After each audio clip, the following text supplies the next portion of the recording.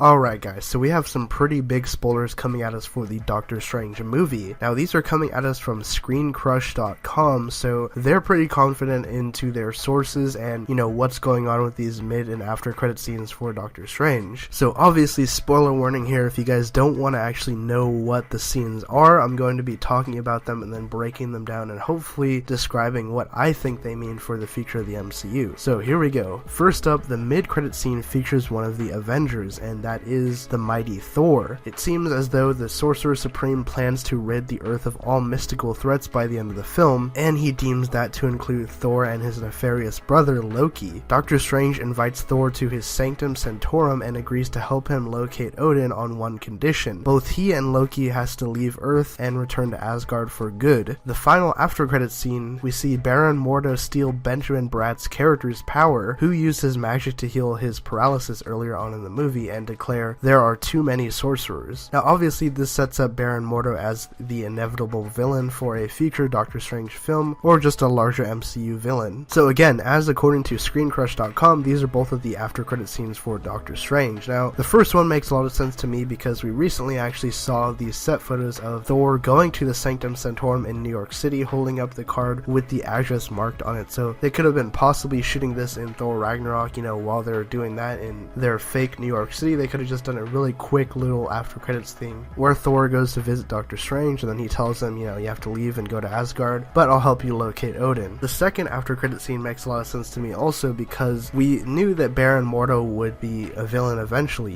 He's a villain from the comics, he's one of the classic Doctor Strange antagonists, so it was only a matter of time before we saw his villainous turn. So overall, these sound pretty good to me. I wasn't really expecting anything too crazy from this movie because we've heard from the creators behind it that this is going to be a very standalone film and tell the origin of Doctor Strange and not try to tie into the larger MCU as a whole too much because they didn't really want to take away from Doctor Strange's story to establish his character. So overall, tell me down in the comment section below, what do you guys think of these after credit scenes and what would you have liked to see instead of these if you're not satisfied with these scenes? Be sure to leave those thoughts down below. If you're stopping by the channel for the first time and you like this video, subscribe for more great content like this. My name is Nick and I'll catch you guys next time.